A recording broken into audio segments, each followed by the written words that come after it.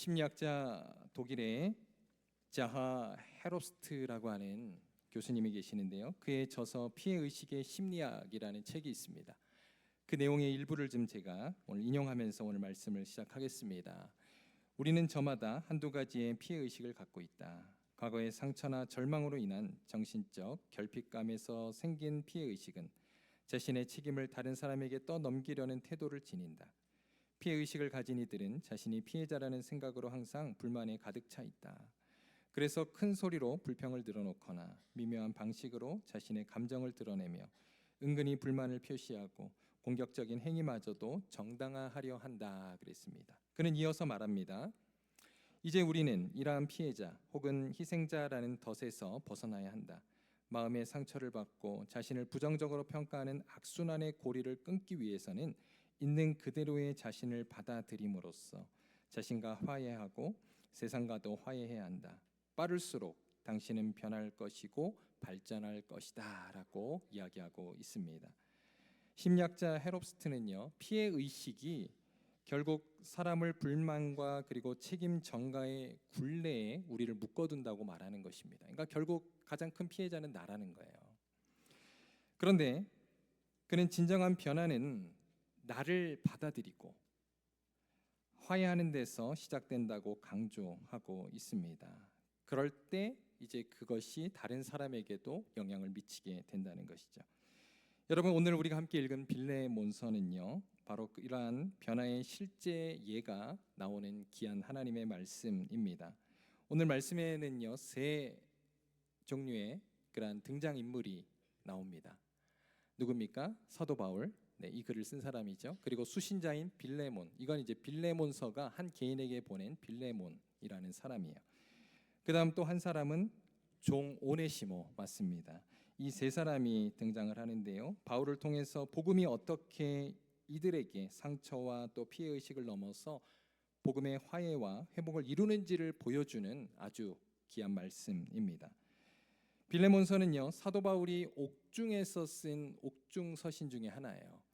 바울이 로마의 1차에 감금이 되었는데요, 그때 이제 그 감옥은 우리가 생각하는 그런 감옥과는 좀 다릅니다.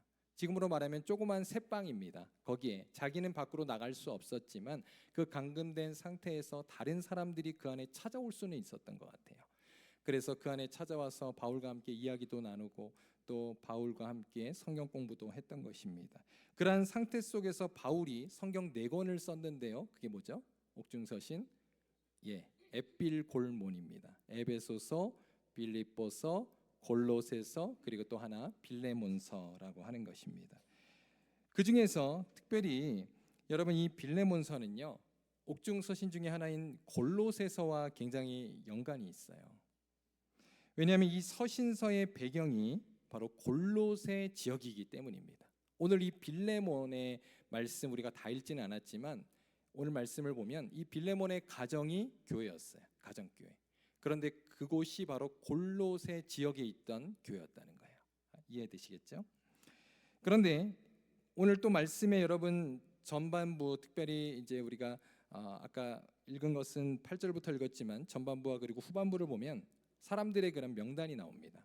그 명단에 나오는 사람들도 골로새 지방에 있던 교회 성도들이었다는 거예요. 그러니까 이 빌레몬서와 골로새서가 얼마나 연관이 있는지를 우리는 알 수 있습니다. 그리고 오늘 본문에 등장하는 세 등장인물 중에 바울과 빌레몬의 관계는 어떤 관계일까요? 바울과 빌레몬은 사제관계입니다. 그러니까 바울이 스승이고요, 그리고 빌레몬은 제자예요. 과거에 3차 선교 여행 때 에베소서에서 빌레몬이 바울을 통해서 복음을 듣고 또 하나님의 말씀을 배운 것으로 추정이 됩니다. 그런데 여러분, 바울은요, 단순한 스승 이상이었습니다. 당시에 초대교회의 바울, 그리고 우리가 아는 베드로, 야고보, 그리고 또 요한과 같은 사람은요, 성경에 뭐라 그랬죠? 초대교회 기둥 같은 사도라 그랬어요. 그러니까 함부로 이렇게 범접할 수 없는 그러한 아주 높은 그러한 사도들이었다는 겁니다. 그런데 오늘 이제 말씀을 보면요, 그러한 바울이 자기보다 나이도 훨씬 어린 이 빌레몬에게 어떻게 말하는지를 보십시오. 8절 9절 한번 보겠습니다. 같이 읽겠습니다. 시작. 이러므로 내가 그리스도 안에서 아주 담대하게 내게 마땅한 일로 명할 수도 있으나 도리어 사랑으로서 강구하노라. 나이가 많은 나 바울은 지금 또 예수 그리스도 안에서 갇힌 자 되어 그랬습니다. 자, 여기에 보면 지금 바울이 감옥에 갇혀 있는 것을 보여주고요. 그리고 자기보다 나이가 어린 빌레몬에게 명령하는 것이 아니라 그를 설득하고 사랑으로 지금 그에게 이 서신을 보내고 있음을 보게 됩니다. 이처럼 바울은요, 그의 인격이 아주 완성된 그런 모습을 보여주게 돼요. 우리가 아는 것처럼 바울은 처음부터 그렇지 않았습니다. 바울은 굉장히 성격이 아주 세고 강한 그런 사람이었어요. 일례로 여러분, 바울과 함께 사역했던 바나바는 얼마나 성령이 충만하고 착한 사람이었습니까? 그런 내용들이 사도행전에 나오잖아요. 그런데 그 자기보다 나이가 많은 바나바와 힘이 다투었다 그랬어요. 아마 제 생각에는 바울이 대든 것이 아닌가 생각이 드는데요. 그랬던 사람이에요. 그런데 여러분, 이제 아주 노년의 그러한 바울의 모습은 아주 완숙한 그러한 사도의 모습을 갖추고 있었다는 겁니다. 바울은 로마의 그 셋집에서 그냥 갇혀서 이제 어떻게 하나 그러면서 시간을 보내지 않았습니다. 그는 그곳에서도 하나님의 복음을 전하는 일을 멈추지 않았어요. 자, 이러한 내용들이 또 다른 옥중서신인 빌립보서에 나오는데요. 우리 한번 말씀을 한번 보겠습니다. 빌립보서 1장 20절에 보면 이렇게 말합니다. 살든지 죽든지 내 몸에서 그리스도가 존귀하게 되게 하려 하나니 그랬어요. 또 빌립보서 1장 12절에 보시면 이렇게 말합니다. 내가 당한 일이 도리어 복음 전파의 진전이 될 줄을 알기를 원하노라. 그러니까 그는 갇힌 자 중에서도 하나님의 복음을 전하기를 원했다라고 하는 것입니다. 그런데 어느 날 이제 이 감옥 속에 누군가가 찾아왔던 거죠. 그가 누구입니까? 바로 오네시모라고 하는 인물입니다. 여러분, 이 빌레몬과 오네시모의 관계는요, 주인과 종의 관계예요. 오네시모는 이 빌레몬의 집의 노예였다는 거예요. 당시에는 노예 제도가 있었으니까요. 그런데 이 오네시모가 어떠한 이유인지는 모르겠지만 재산을 훔쳐가지고요, 주인의 재산을 훔쳐서 도망쳐 나왔습니다. 그런데 당시 이 골로새 지역은 지금의 투르키의 서부 지역입니다. 아마 가보신 분들도 계실 거예요. 그런데 그가 이제 바울이 어디 있었다고요? 로마에 있었다 그랬잖아요. 로마까지 지금 간 거예요. 어떻게 갔는지 모르겠어요. 그런데 이제 가서 바울을 만나게 된 것입니다. 그러한 내용들이 이제 오늘 본문에 기록되고 있는데, 여러분, 사실 이 오네시모는 그렇게 도망자였어요. 바로 빌레몬을 배신하고 이제 이 거대한 도시 로마에 숨어서 살다가 바울을 찾아갔던 것입니다. 아마 로마는요, 당시에 지금으로 말하면 뭐 뉴욕이나 LA처럼 대도시이기 때문에 이제 뭐 온갖 사람들이 다 모여 있지 않았겠습니까? 특별히 당시에 이러한 신분 세탁을 하기 위해서 그러한 사람들이, 오늘날에도 이제 불법 체류자나 이런 분들이 사실은 많이 그런 대도시에 살고 계시잖아요. 마찬가지로 여러분, 오네시모도 그곳에 가서 새로운 삶을 시작하려고 했을 것입니다. 그 이후에 그는 바울을 만나게 되었고 이제 바울을 통해서 복음을 듣고 변화된 거예요. 자, 사도 바울이 그런데 이 오네시모를 이제 어떻게 부르냐면 그를 영적인 아들로 부르고 있습니다. 여러분, 바울의 서신에 보면 바울이 영적 아들로 불렀던 사람은 세 사람밖에 없어요. 누굴까요? 바로 디모데, 디도. 여러분, 이들은 다 지금 성경에 기록됐잖아요. 디모데 전서, 후서, 디도서. 여러분, 이들이 바로 바울의 영적인 아들들이었습니다. 그런데 오네시모가 바로 여기에 들어갔다는 거예요. 오네시모가 얼마나 그렇게 바울의 인정을 받고 또 사랑을 받았는지를 우리는 알 수 있다는 것입니다. 자, 그 증거로 또 우리 하나 발견하는 것은요, 바울은 그를 그저 영적 아들뿐만 아니라 오늘 우리가 함께 읽은 대로 그를 뭐라고 불렀습니까? 나의 신복이다 그랬어요. 우리 한국어의 신복 다 아마 이렇게 이해가 되실 겁니다. 그런데 헬라어의 신복이라는 단어를 찾아보니까요, 이 뜻은 나의 심장, 그리고 가장 깊은 중심, 이런 뜻이에요. 다시 말하면 그는 나와 같은 사람이다. 지금 이런 뜻을 말하고 있는 것입니다. 그래서 제가 새 번역 성경을 보니까요, 이렇게 번역을 했더라고요. 한번 다 같이 한번 읽겠습니다. 시작. 그는 내 마음과 같은 사람입니다. 여러분, 내 마음과 같은 사람, 과연 이런 말을 쓸 수 있을까요? 누군가에게? 얼마나 바울이 오네시모를 사랑하고 아꼈는지를 우리는 보게 됩니다. 그러나 오네시모는 처음부터 이런 사람이 아니었어요. 11절에 보면 이렇게 말합니다. 그가 전에는 무익하였으나 그는 주인으로부터 그렇게 어떠한 재산을 훔쳐서 나왔을 뿐만 아니라 바울이 볼 때도 부족한 사람이었다는 거예요. 그러나 그는 변화되었던 것입니다. 바로 이 고백 안에는 복음의 능력이 바로 이 가운데 역사했음을 우리에게 보여주는 것이죠.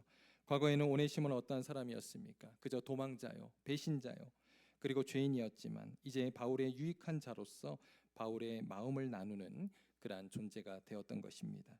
그래서 이제 바울이요, 이 오네시모를 자기의 사역의 동역자로 쓰기를 원했어요. 그런데 한 가지 조건이 있었습니다. 그것은 그냥 쓸 수는 없다. 내가 내 주인에게서 도망쳐 나왔기 때문에 내가 내 주인에게 다시 보낼 것이다. 그가 이제 바울의 제자잖아요. 그래서 그에게 가서 용서를 구하고 용서를 받고 나서 내가 너와 함께 일하겠다라고 말했던 것입니다. 그리고 이제 오네시모가 무엇을 들고 갑니까? 오늘 우리가 읽은 이 편지를 들고 간 거예요. 그래서 그걸 누구에게 줍니까? 빌레몬에게. 그래서 오늘 말씀이 바로 빌레몬서입니다. 자, 이들에게는 과연 어떠한 일이 펼쳐지게 되었을까요? 우리는요, 오늘 이 등장인물 세 사람의 입장에서 한번 제가 오늘 말씀을 좀 입체적으로 여러분과 함께 묵상해 보기를 원합니다.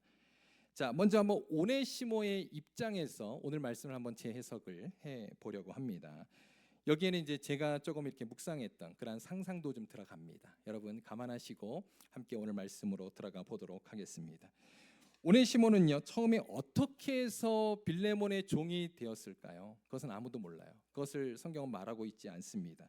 당시의 종들은요, 태어날 때부터 종이 된 사람도 있고요, 이제 부모가 종이니까 자식들도 종이 될 수도 있고, 또는 나중에 성인이 되어서 종이 되는 사람도 있었대요. 뭐 예를 들어서 경제적인 이유로, 또 인신매매를 통해서라든가 이런 이유로 성인이 되어서 그렇게 종이 되는 사람들도 있었다고 합니다. 오네시모는 모르겠어요. 어떠한 경로로 그가 종이 되었는지 우리는 모릅니다.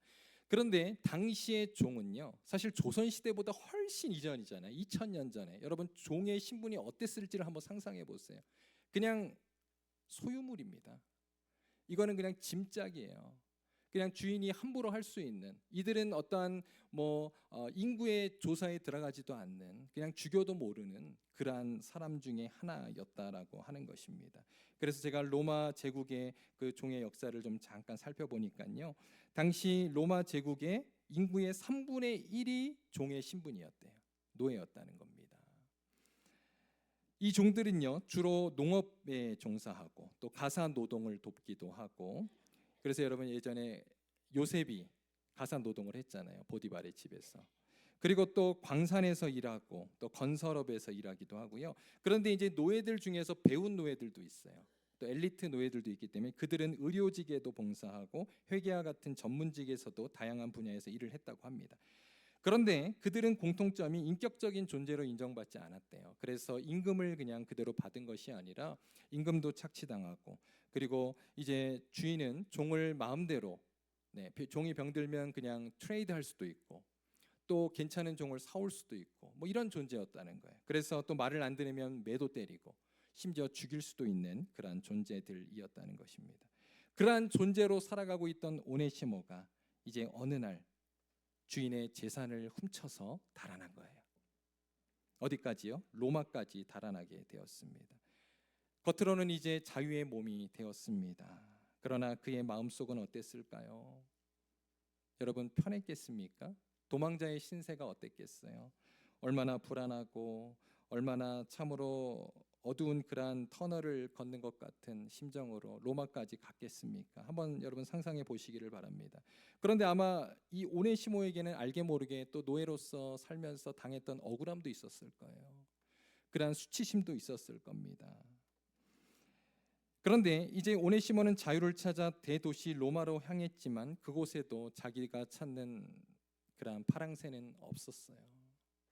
오히려 자기의 신분이 드러날까 봐 늘 숨어 다니고, 그리고 자기의 이름도 속이고, 여러분 그러한 삶을 살지 않았겠습니까?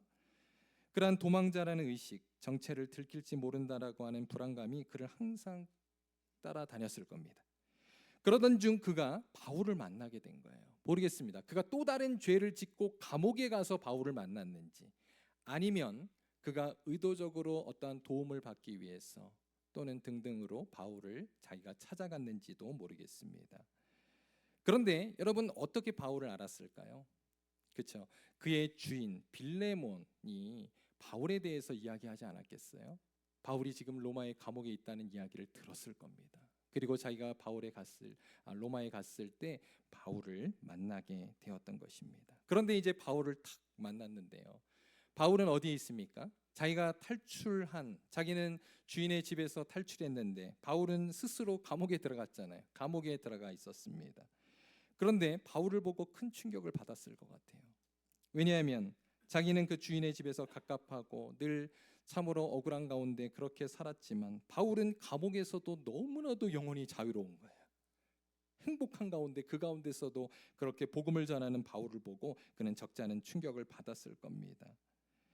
오네시모는 육신은 자유로워졌지만 여전히 그의 마음은 죄의 쇠사슬에 묶여 있었기 때문입니다. 여러분 혹시 우리도 그러한 삶을 살아가고 있지 않습니까? 우리는 종종 그런 말을 하잖아요. 가장 중요한 건 뭐니 해도 마음이 편한 게 최고다. 이런 말을 해요. 그죠? 여러분 우리가 아무리 대궐 같은 집에 살고 맨션에 살고 또 여러분 아무리 많은 물질을 소유했다 할지라도 만약 죄를 지어서 우리의 마음이 불편하고 또 그 아름다운 집에 부부 관계가 파탄이 나서 여러분 그렇게 서로 대면대면하며 살아가고 있다면 여러분 그것은요 행복이 아닙니다. 남이 볼 때는 쇼윈도 그러한 행복이겠죠. 요즘 SNS에 그런 것들을 보면서 우리가 참 많이 부러워하며 살아가는 시대인 것 같아요. 그러나 여러분 그 삶은 결코 행복이 아니라 감옥과도 같은 삶이기 때문입니다. 바울은요 이제 자기를 찾아온 오네시모에게 복음을 전했어요. 그리고 얼마나 오랫동안 그 관계를 지속했는지는 모르겠습니다. 그런데 오네시모는 바울을 만나서 변화가 된 것입니다. 복음을 듣고 회심을 하고 그리고 나서 바울은 그를 뭐라고 부릅니까? 나의 아들이요. 그리고 그는 나의 유익한 자요. 또 아까 보았잖아요. 나의 신복이라, 나의 마음이라라고 이야기를 합니다. 아마도 오네시모는요. 그의 평생에 이런 말은 처음 들어봤을 거예요. 평생 노예로 살면서 짐짝처럼 여겨졌던 자신의 인생을 가지고 바울이 사랑하는 아들이요 그리고 신복이요 유익한 자라고 했으니 오네시모가 얼마나 행복했겠습니까? 아마 오네시모는 하루가 멀다 하고 바울을 찾아가지 않았겠어요? 자신의 삶은 지옥과 같았지만 바울을 찾아와서 복음을 들으면 얼마나 행복했겠습니까? 자기의 새로운 정체성에 대해서 바울은 가르쳐 주었고 그가 하나님의 얼마나 소중한 자인지를 바울은 분명히 그에게 설명해 주었을 것입니다. 그러면서 그는 복음 안에서 참된 자신의 정체성을 발견해 갔던 것이죠. 그러자 오네시모에게 어떠한 변화가 일어나게 됩니까? 바울과의 만남을 통해서 오네시모는요 피해자와 그리고 가해자라는 그러한 프레임을 벗어나게 되었고 이제 점점 하나님의 자녀라는 새로운 정체성이 그를 회복시키게 되었을 것입니다. 아마 그는요 이제 죽어도 여한이 없겠다. 아마 그런 생각이 들지 않았겠어요? 저는 오늘 이 말씀을 이렇게 묵상하고 준비하면서 갑자기 우리 김춘수 시인의 꽃이라는 시가 생각이 났어요. 여러분 잘 아시는 시인데요. 제가 한번 잠깐 읽어드리겠습니다. 내가 그의 이름을 불러주기 전에는 그는 다만 하나의 몸짓에 지나지 않았다. 내가 그의 이름을 불러주었을 때 그는 나에게로 와서 꽃이 되었다. 너는 나에게 잊혀지지 않는 하나의 의미가 되고 싶다. 오네시모는 평생 종으로서 정말 그렇게 모든 사람들에게 존재를 무시당하고 물건처럼 취급받으며 살았지만 이제 바울을 만나 하나님 안에서 의미 있는 존재, 한 송이의 꽃으로 피어나게 된 것입니다. 사랑하는 성도 여러분, 저와 여러분도 마찬가지입니다. 우리가 과거에 죄와 허물로 죽었던 자들입니다. 영적 고아였습니다. 우리 예수님을 만나기 전에는 우리는 그저 가진 것으로 그리고 배운 것으로 남과 비교하며 그 가운데 정체성을 가지고 살아갔던 정말 자존감이 바닥이었던 자들이었습니다. 그러나 그런 우리를 하나님 불러주시고 우리를 주님의 자녀로 삼아주셔서 내가 너를 사랑한다. 우리를 꽃으로 세워주시는 그 주님의 은혜, 그 사랑으로 우리가 살아가고 있는 줄로 믿습니다. 그러므로 여러분은요 주님 안에서 다 꽃과 같이 아름다운 존재들이십니다. 그런데 나만 그런 게 아니라 여러분 옆에 계신 분들도 다 똑같아요. 우리 한번 옆에 분과 인사 한번 하겠습니다. 당신은 꽃이십니다. 한번 인사해 볼까요? 당신은 꽃이십니다. 아멘. 네, 꽃은 다 좋아하시네요. 네, 이렇게 이제 여러분 오네시모는 변해 갔던 것입니다. 그리고 바울을 통해서 그의 마음이 열리고 바울의 그러한 요구를 인정하고 그가 그의 주인에게 돌아갔던 것이죠. 자, 그다음 두 번째, 이제 우리가 한번 빌레몬의 입장에서 오늘 말씀을 한번 해석해 보겠습니다.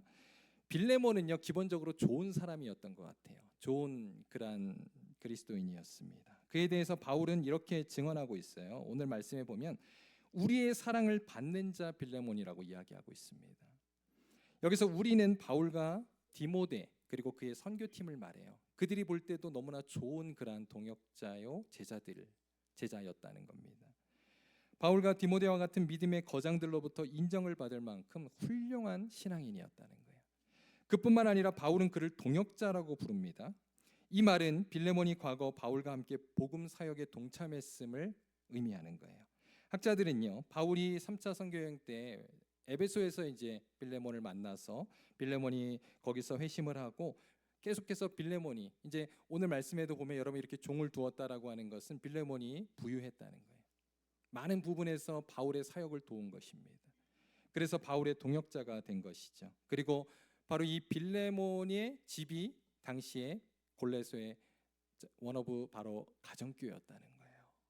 이러한 사람, 그는 동역자였다는 것입니다. 여러분 이러한 정황들을 우리가 고려해 볼 때요, 빌레몬은 아마도 그의 종들에게도 좋은 그런 주인이 아니었을까 우리가 추정해 봅니다. 그런데 어느 날 자기의 종들 중에 한 사람이었던 오네시모가 자신의 재산을 훔쳐서 달아나 버린 거예요.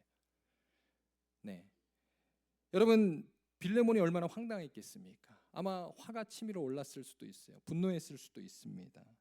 자기의 경제적 손해까지 끼치고 갔기 때문에 그렇습니다. 아마 그는 자존심도 상했을 거예요. 그는 상처를 받았을 겁니다. 내가 그래도 잘해 주었는데 어떻게 나에게 이럴 수 있는가라고 하면서 그렇게 화가 나 있었을 수도 있습니다. 그런데 이제 오네시모에 대해서 잊혀질 쯤 되었을 때 어느 날 갑자기 자기 앞에 지금 누가 나타났습니까? 오네시모가 나타난 거예요. 그가 지금 이거 꿈인가 생신가 했을 거예요. 당시에 여러분 종이 주인 앞에 나타나는 것은요, 이건 불가능한 일입니다. 아까 말씀드렸잖아요. 이건 뭐 죽을 수도 있는 일이었으니까. 지도새도 모르게 그냥 뭐 없앨 수도 있는 일 아닙니까? 그런데 지금 오네시모가 나타났는데 그 손에 뭐가 들려 있습니까? 네, 바울의 편지, 이 빌레몬서가 들려 있는 거예요. 그러면서 빌레몬은 이 편지를 읽게 됩니다. 그러면서 자기가 존경하고 사랑하는 바울의 그러한 구구절절한 이야기가 적혀 있었습니다. 여러분 이때 빌레몬의 마음이 어땠을지 한번 여러분 상상해 보세요. 얼마나 심경이 복잡했겠습니까? 한쪽에서는 분노가 올라 이거 죽여 살려 하면서도 또 한쪽에서는 바울이 이렇게 말하니까 이거 어떻게 해야 되나 하면서 굉장히 곤란하지 않았겠습니까? 그는 분노와 신앙적 양심이 그의 마음속에 충돌을 일으키고 있었을 거예요. 그는 어떠한 결정을 내려야 했을까요? 자신의 그저 상처를 붙들고 내가 지금 상처받은 거 아니냐, 제가 나를 배신하지 않았느냐, 나는 피해자라는 그런 플레임을 가지고 그를 용서하지 않았을 수도 있습니다. 아마 세상에서는 그래도 아무도 욕하지 않을 거예요. 그런데 이때 그의 마음을 변화시킨 것은 바울의 부탁뿐만 아니라 바로 빌레몬은 그것을 하나님의 말씀으로 받아들였기 때문에 그의 마음이 변화되기 시작했다는 것입니다. 여러분 이때 오네시모의 손에 들렸던 것은요, 빌레몬서만이 아니었어요. 제가 이걸 위해서 처음에 말씀드린 거예요. 여러분 골로새서가 이때 같이 전달이 됩니다. 자, 골로새서 말씀에 그러면 어떠한 말씀이 있는지 하나만 찾아보겠습니다. 골로새서 3장 12절에서 13절 다 같이 읽겠습니다. 시작.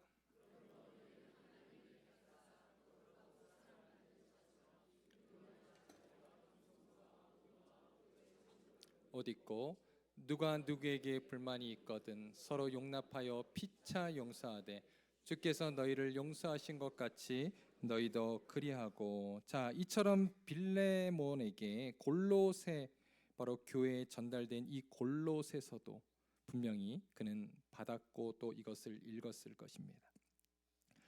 그럼에도 불구하고 이것은 너무나 큰 요구였습니다. 자신의 종으로 도망친 자를, 자신의 재산을 훔쳐 손해보게 한 자를 이제는 사랑하는 형제로 받아들이라고 하는 것, 이것은 인간적으로 할 수 없는 너무나도 어려운 일이었기 때문입니다. 그러나 그는 바울의 요구만이 아니라 이러한 하나님의 말씀을 읽으면서 하나님께서 그의 마음을 바꾸신 것 같아요. 그래서 그는 그 복음의 요구에 순종하게 되는 것 같습니다. 여러분, 우리도 이런 상황에 놓일 때가 많지 않습니까? 우리도 교회 생활하면서 또 여러분 직장 생활 가운데, 여러분의 가정 생활 가운데, 여러분 관계 속에서 우리가 문제가 생길 때 어떻습니까? 누군가가 내게 먼저 잘못을 했고 내가 피해를 입고 상처를 받았을 때 여러분, 우리는 항상 피해자라는 그런 플레임에 갇혀 있다는 거예요. 내가 왜 먼저 용서를 해야 돼?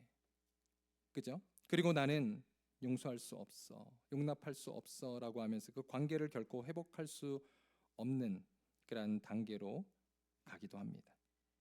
그런데 여러분, 항상 관계의 문제는요, 양쪽의 이야기를 다 들어봐야 된다는 거예요.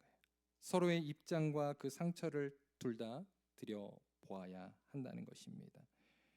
우리는 오늘 무조건 빌레몬의 입장에서만 생각하지 아니하고 오네시모도 과연 그 집에서 어떠한 일이 있었는지 우리는 정확히 알 수 없습니다. 그런데 그것을 아마 바울은 다 알고 있었을 거예요. 그래서 바울은 중재자로서 그들의 상황을 함께 또 도와주었던 것입니다. 그런데 빌레몬은 이제 그러한 바울의 간곡한 요구와 복음의 말씀을 들으면서 이제 그렇게 이제 자신만을 바라본 것이 아니라 자기에게 가해자였던 오네시모의 입장에서도 한번 생각해 보지 않았겠습니까? 그러면서 그의 마음이 점점 열리게 되었습니다. 이때 복음은 분명히 그에게 이렇게 말씀하셨을 거예요. 빌레몬아, 너도 용서받은 자가 아니냐. 여러분, 우리 모두는 바로 하나님께 이처럼 용서받은 자인 줄로 믿습니다. 여러분, 그러므로 우리가 용서하지 못할, 용납하지 못할 관계가 없다는 거예요. 여러분, 하나님이 우리를 그렇게 무조건적으로 용서하셨고 받아주셨는데, 여러분, 우리는 정말 갚을 수 없는 그 모든 빚을 하나님이 다 탕감해 주셨는데 우리는 그저 그 몇 데나리온 우리에게 빚졌다고 그 사람을 용서하지 못하고 용납하지 못하며 여러분 살아가는 그러한 모습이 아닙니까? 주님은 여러분 복음서에 보면 그 예화에서 얼마나 그 사람을 책망하고 있습니까? 한번 우리가 이 시간 우리의 모습을 돌아보기를 원합니다. 지금도 주님은 우리를 계속해서 용서하시고 용납하고 계십니다. 그 사랑으로 인하여 우리가 이 자리에 있는 줄로 믿습니다. 자, 이제 마지막 바울의 입장에서 오늘 말씀을 이제 마지막 해석하도록 하겠습니다. 바울은요, 이제 로마의 감옥에서 그렇게 잘 지내고 있는데 어느 날 어떤 한 사람이 찾아옵니다. 근데 당시에 이제 바울을 찾아오는 사람이 많았다 그랬잖아요. 그러니까 오네시모가 처음부터 자기의 정체를 밝혔는지 아닌지는 모르겠어요. 아마 정체를 밝히지 않았을 가능성이 있습니다. 그리고 와서 복음을 들은 거예요. 그리고 이제 바울이 그에게 복음을 가르쳐 줍니다. 그러면서 그가 이제 조금씩 변화되어지고 예수님을 영접하는 모습을 보았겠죠. 그런 가운데 이제 오네시모가 자기가 예수님을 믿고 그리고 이제 바울을 통해서 은혜를 받고 나서 그의 마음이 확 열리게 되었던 것 같아요. 그러면서 이제 자기의 정체를 드러내지 않았겠습니까? 사실은요, 제가 빌레몬의 종이고 제가 그곳의 재산을 훔쳐서 달아난 사람입니다. 그런데 듣고 보니까 빌레몬이 누구예요? 자기의 바로 제자잖아요. 바울이 그것을 듣고 그를 안아 주었던 것입니다. 아마 다른 사람 같으면 이 오네시모를 끝까지 의심했을 수도 있어요. 이 사람 지금 자기 살려고 거짓말하는 것 아니야? 그런데 여러분, 바울은요, 사실은 그보다 더 심한 사람이었습니다. 그리고 그러한 바울도 자신을 용서해주고 용납해주는 그 사랑으로 말미암아 변화되었던 사람이었어요. 여러분, 바울은 어떠한 사람이었습니까? 우리가 아는 것처럼 그는요, 사실은 다메섹에서 부활하신 예수님을 만나기 전까지만 해도 예수 믿는 사람들을 막 잡으려고 기세가 등등하여서 그렇게 막 잡아서 감옥에 놓고 그리고 스데반의 순교를 당연한 것으로 여겼던 그런 아주 악한 사람이었습니다. 그리고 아까 말씀드렸잖아요. 자기의 스승인 바나바와 심하게 다투고 대들고 했던 그러한 사람이었다고요. 그런데 그가 이제 다메섹 도상에서 부활하신 예수님을 믿고 말에서 떨어지고 여러분 이제 하루아침에 예수 믿는 자로 변하잖아요. 그래서 이제 그 다음 날부터 사도행전에 보면 막 가서 복음을 전해요. 그런데 사람들이 이 바울을 믿습니까? 안 믿습니까? 안 믿어요. 다 거짓말한다고 생각했어요. 그래서 바울을 막 피합니다. 사도들도 피했어요. 그런데 이 바울을 받아준 사람이 있습니다. 그가 누굴까요? 바로 바나바예요. 바나바가 이 바울을 받아주었습니다. 그래서 바나바가 사도들과의 만남을 통해서 이 바울의 증명, 그 바울이 정말로 변화되었다는 사실을 가르쳐줘요. 그래서 사람들이 이 바나바의 말을 믿고 바울을 받아주었던 거예요. 그런데 여러분, 우리가 생각할 때 바울은 뭐 회심하고 그 다음 날부터 바로 사역한지 아시죠? 그렇지 않습니다. 엄청 오랜 시간 동안 그는 무명의 시간을 보내요. 왜? 사람들이 그를 믿어주지 않았기 때문에. 그래서 그는 3년 동안 아라비아 광야에도 들어갔다 오고, 그리고 와서 더 이상 사역을 할 수 없으니까요, 사실은 안디옥 교회로 가기 전에 그는 자신의 집 다소에 가 있습니다. 그런데 그때 그 다소로 와서 그를 안디옥 교회로 데리고 간 사람이 바나바였다는 거예요. 여러분, 당시에 안디옥 교회는요, 이제 초대교회 예루살렘 교회가 첫 번째로 파송한, 여러분 지금으로 말하면 분립 개척한 교회였어요. 거기에 이제 담임 목사로 바나바가 가는데 사실 전도사로 바울을 데리고 간 거예요. 그래서 그 안디옥에 가서 1년간 사역을 하고, 거기서 얼마나 또 그들이 사역을 잘했는지, 그때 이제 그리스도인이라고 하는 이야기를 세상 사람들로부터 듣지 않습니까? 바로 크리스찬이 바로 거기서 유래한 거예요. 그런데 1년간 사역을 하다가 이제 그들이 선교를 나갑니다. 바나바, 바울이. 그게 바로 1차 선교 여행이에요. 여러분, 사실 바울은요, 바나바가 없었다면 그 바울이 될 수 없었다는 겁니다. 이처럼 바울은 바나바를 통해서 자신이 사랑을 받고 그리고 인정을 받았던 그러한 경험을 바탕으로 이제는 그가 용서받은 자로서, 용납받은 자로서 바로 오네시모를 받아주고 있는 것입니다. 그리고 이제 이 오네시모의 변화를 기뻐하면서, 그러나 단 하나, 아까 제가 말씀드렸잖아요. 내가 너를 그냥 쓸 수는 없다. 내가 본 주인에게 돌아가서 용서를 받고 나서 내가 너와 함께 동역하겠다 하면서 오네시모를 빌레몬에게 보낸 거예요. 아마 오네시모는 조금 흠칫했을 수도 있습니다. 그러나 바울의 이야기를 듣고 순종하고 빌레몬에게 가지 않습니까? 이제 바울이 전해준 그 편지를 가지고 그는 갔던 거예요. 그리고 이제 빌레몬에게 가서 용서를 구하게 됩니다. 이 말을 듣고 오네시모는 거절을 당할 수도 있었어요. 사실은 빌레몬에게. 그러나 빌레몬은 바로 이러한 바울의 중재 덕분에 오네시모를 용서해 주게 되었고, 그렇게 이들의 관계가 회복이 된 것입니다. 여러분, 여기에 참 이렇게 삼박자가 맞았어요. 그죠? 근데 여러분, 우리의 현실로 돌아오면 어떻습니까? 이게 참 쉽지가 않습니다. 우리도 사실은 관계에 어려움이 있는 사람들 가운데 관계 회복을 하려고 해도 한 사람은 마음을 열어도 한 사람은 끝까지 마음을 안 열 수도 있다는 거예요. 그 오해가 서로 잘 이렇게 풀리지 않을 때가 참 많다는 것입니다. 여러분, 그러나 그럴 때 우리는 어떻게 해야 될까요? 여러분, 그럼에도 불구하고 우리는요, 정말로 주님의 자녀로서 먼저 용서와 용납을 받은 자로서 그러한 용서와 용납의 마음을 여러분 실천해야 한다는 것입니다. 상대방이 마음이 열리지 않는다 할지라도. 그래서 그 첫 단계로서 우리가 해야 될 것은 뭐냐면요, 상대를 더 이상 험담하거나 비난하지 않는 거예요. 그리고 그 억울함과 나의 어떠한 그러한 아픔을 더 이상 묵상하지 않는 것입니다. 끊는 거예요. 그게 우리의 첫 단계입니다. 그리고 두 번째는 기도하는 것입니다. 우리가 잘못한 것이 있다면 주님 앞에 회개하고, 그리고 상대방의 마음이 열리도록, 화해하도록 같이 여러분 기도해야 합니다. 그리고 나서 세 번째로 또 해야 될 것이 있는데요, 여러분, 다른 사람들과의 관계를 편가르기 해서는 안 됩니다. 예를 들어서 내가 싫어하는 사람, 그리고 나와 갈등 있는 사람이 내 주변에 다른 사람들과 좋은 관계를 맺는 것을 시기하고 질투해서는 안 된다는 거예요. 그렇게 여러분 편가르기를 하면 더 이 관계가 계속해서 갈라지게 됩니다. 그러면 여러분, 하나님의 때를 기다리시며 우리는 이 관계를 회복하기 위해서 노력하는 그러한 자들이 되어야 한다는 것입니다. 바울은 중재자로서 오네시모를 위해서 이처럼 노력했습니다. 그리고 자신의 모든 권위와 그리고 자신의 모든 생각을 다 겸손히 내려놓고 정말 빌레몬에게 그렇게 부탁을 했던 것입니다. 그런데 바울은 빌레몬에게 자발적인 용서와 결단을 기대하면서 보냈던 거예요. 그가 반드시 해야 한다 이러지 않았습니다. 그가 자발적으로 이 일을 해주기를 바랬습니다. 그리고 여러분 어떻게 되었을까요?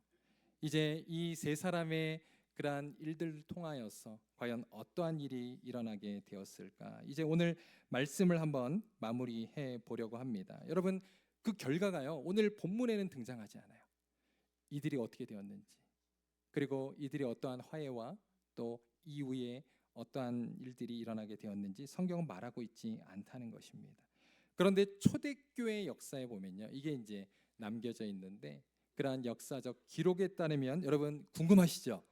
다음 주 이렇게 하면 이제 네, 다들 이제 굉장히 또 화가 나실 텐데요. 여러분 화를 푸시고, 네, 전승에 따르면 놀랍게도요, 여러분 놀랄 준비하세요.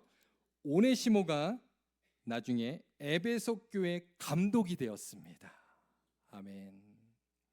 여러분 이것은 지금 무엇을 말해줍니까?